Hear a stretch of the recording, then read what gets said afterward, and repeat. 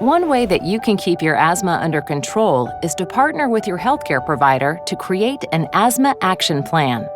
An Asthma Action Plan is a written, customized guide to help you take your medicines properly, avoid irritants that can cause an attack, and treat other conditions that can interfere with asthma control. It has details about how to manage your asthma every day, what medications to take and when, and what to do if the symptoms of your asthma are getting worse. You can prepare the plan with your doctor and with other healthcare providers.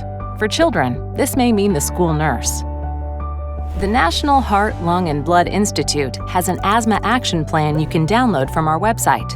The NHLBI Action Plan is easy to use. When you're in the green zone, symptoms are under control and you can go about your usual activities.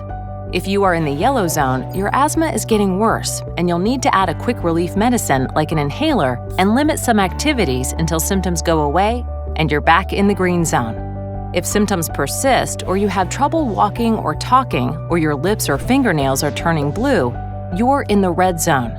You'll be directed to take other medicines and call your doctor right away. If you're still in the red zone after 15 minutes and you haven't been able to reach your doctor, you should call 911 immediately. An Asthma Action Plan helps put you in control.